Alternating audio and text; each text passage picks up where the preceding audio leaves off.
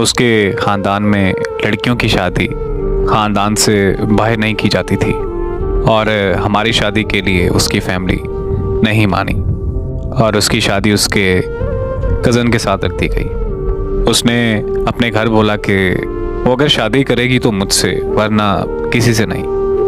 उसकी फैमिली ने उससे मोबाइल ले लिया और उसे एक कमरे में अकेला बंद कर दिया। जब मुझे ये पता चला तो मैं उसके घर चला गया। उन्होंने मेरी एक ना सुनी और मुझे बहुत मारा।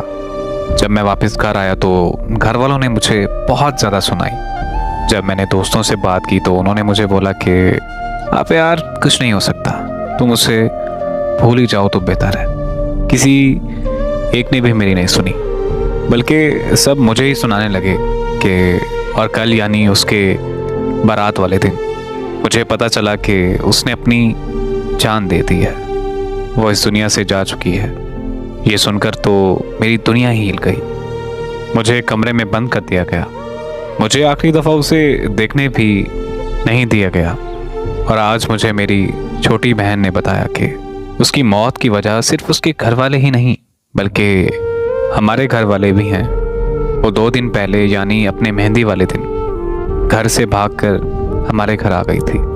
पाँव में जूता और सर पर दुपट्टा तक नहीं था उसके, बस रोते हुए मेरा नाम लिए जा रही थी और मैं उस वक्त घर नहीं था।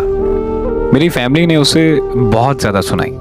उसकी फैमिली को बुला लिया। वो लड़की वापस नहीं जाना चाहती थी, उसको ज़बरदस्ती घसीट कर ले जाया गया। उस लड़की के साथ इतना जुल्म कैसे हो गया, ये सब मैं अब बर्दाश्त नहीं कर पा रहा हूँ। इसीलिए अब मैं उसके पास जा रहा हूँ। मुझे अब इस दुनिया से जाना है। खुदा हाफिज़।